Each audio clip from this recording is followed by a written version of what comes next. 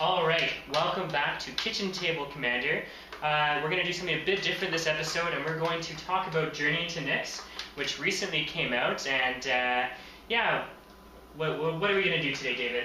We looked at some of the cards, and we thought about some of the ones that we might want to play in our decks. I'm going to start right in here. Disciple of Deceit. It's costs 1 blue and 1 black. It's a 1/3, but its ability, it has an inspired trigger.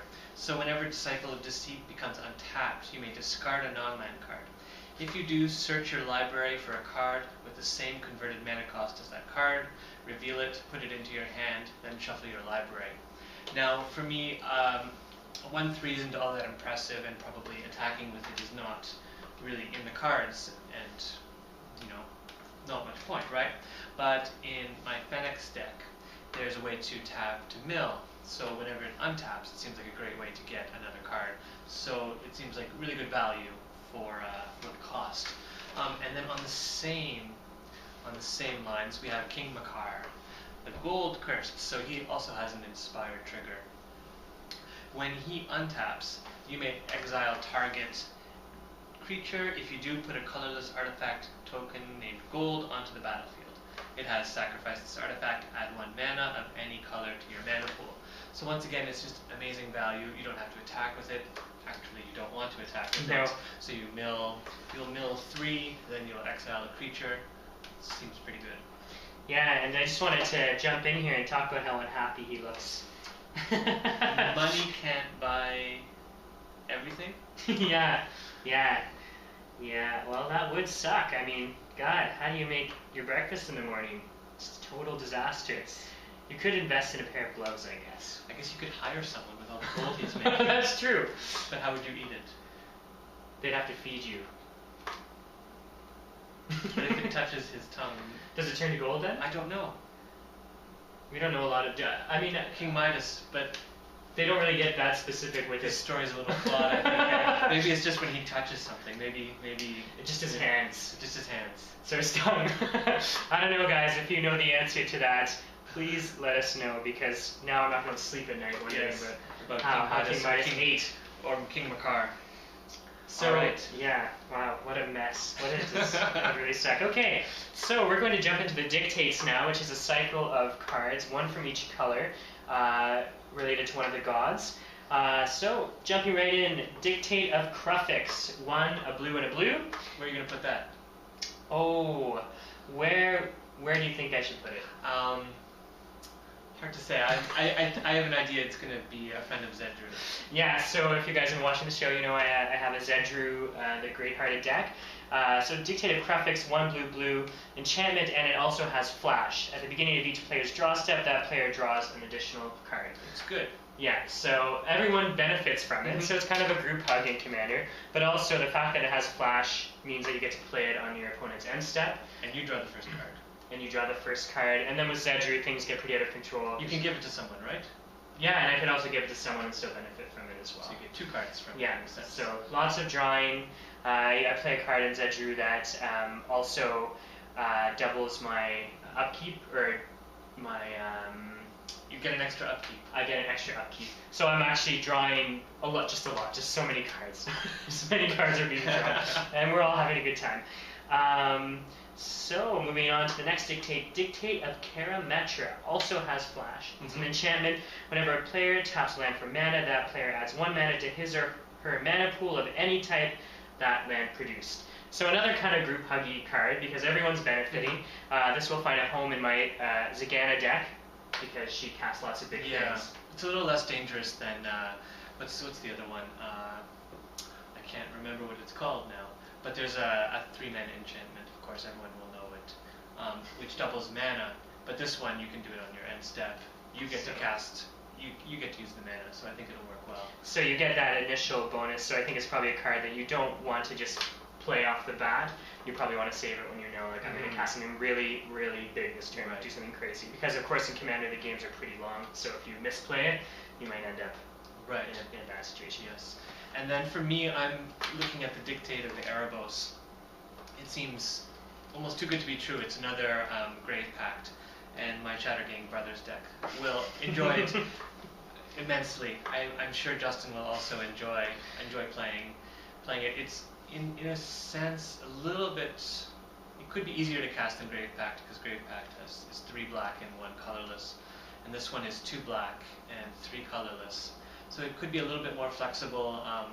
And it has flash. Yeah, it has flash. You know, you can surprise someone 2 for 1 pretty easily. Yeah. It's gonna be pretty fun. Cool. That is the dictates. All right, moving on. So next on our agenda, Talking about some Hydras, I think. yes. So Hydra Broodmaster, fantastic name. This one costs 6. It's 2 green and 4 colorless. And it has monstrosity green XX. So when it becomes monstrous, then you get a bunch of Hydras. X green Hydras. So I'm thinking Cara has lots of land. What do you do with land? Make Hydras? Make lots of Hydras. So I think that could be good fun, eh? Yeah, just all the Hydras. Yeah, just big things. Hydra. I guess you need some trample, but Hydra.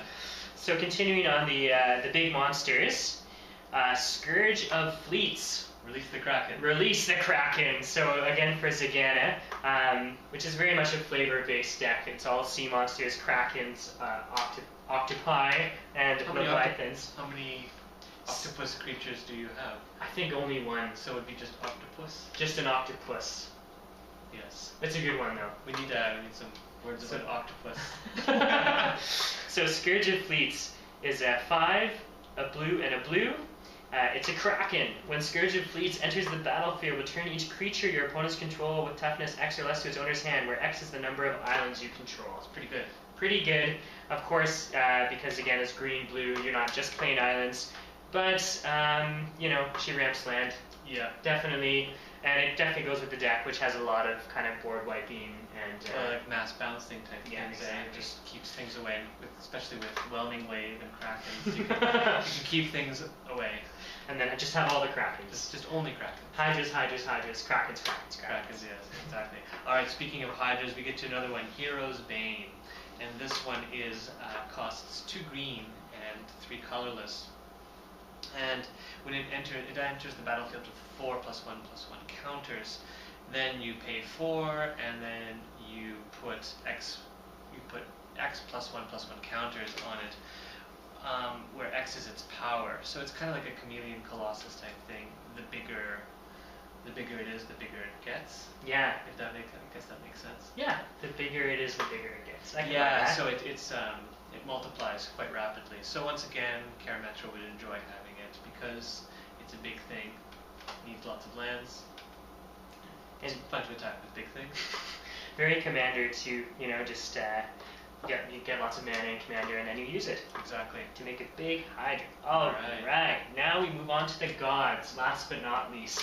I think a lot of people who play Commander are pretty excited about this one. Krufix, God of Horizons. What are you going to do with that? I think I'm going to tell you. Alright. I'm not going to tell anyone what I'm going to do with it. Well, it could definitely live in Zagana again, or it could be a really great green... Simic is my favorite color combination, green-blue. I love playing green-blue. Mm-hmm. So Krufix, God of Horizons, 3 green and a blue. As long as your devotion to green and blue is less than 7, Krufix isn't a creature. You have no maximum hand size. That's good. This works well with Zagana because Zagana, when you cast her, she gets the amount of counters equal to the largest power creature you have. Yeah, so if you draw cards. Yeah. So yeah, 7/7, she comes out with 7 counters, and you draw 7 cards. Yeah. Of course, the downfall being that you have to discard a lot of those cards, unless you have Krufix out. That's helpful. What about the second ability? So the second ability, if unused mana would empty from your mana pool, that mana becomes colorless instead. And there's been some discussion about what this rule means, but what it really does mean is that mana does not go away. Yes. It just is stored there, so you can keep tapping out your mana if you have nothing to do with it. Exactly. And just store all the mana. Yeah, it seems like it's very open-ended. Broken things can occur. I think it'll go really well with the Prophet of Krufix. How do you feel about that? It's my favorite card. I think some good times are ahead. Yes. All right, let's move on. Moving on to Kyrinos, God of Storms. He seems angry. Yeah. Is he angry? Oh yeah. I I think if you're throwing lightning at stuff, you're pretty angry. He's just like, He also does a lot of weightlifting. Yeah. maybe it's like static electricity issues. Maybe it's like Oh, he's got big fuzzy slippers. Yeah. You can't see his feet. You can't see his feet, but he's actually wearing big fluffy slippers, and he's rubbing them and rubbing them and rubbing them and rubbing them and rubbing them and rubbing them, and then he just gets all his energy and he just has to let it go. This is Kyranos, god of static electricity. Yeah, and what's this one gonna do? So he's 3, a red and a blue, indestructible, blah blah blah, devotion. So reveal the first card you draw on each of your turns. Whenever you reveal a land card this way, draw a card. Whenever you reveal a non-land card this way, Kyranos deals 3 damage to target creature. Seems pretty all upside, eh? Yeah, pretty much all upside. Definitely would have a home in Zedru. Zedru likes to draw cards and doesn't like to win. Yeah, it might need another win condition or a bit like board control. Yeah, some board control, so some removal. To be dealing damage is good. Zedru doesn't have a lot of ways to You deal could attack damage. with him Yeah, it's pretty big. if you wanted. And block with If him you too. want to turn card sideways, that's I guess you could do that every once in a while. attacking sometimes works. So that's, I think that pretty much summarizes the cards that we were interested in. It's a short episode, of course, we're not playing a game this time. It's more of a special episode, but we just thought the set's coming out, everyone's talking about it. It's very exciting, of course, whenever a new set comes out, and we just thought it would be interesting for our take on what cards we found interesting. In general, how do you feel about the set? It's pretty fun, I think. Yeah. You know, I haven't played a lot of with the set, haven't played a lot of limited, but you know, we've certainly enjoyed some of the individual cards. The gods have been lots of fun. I built a couple decks based on the gods.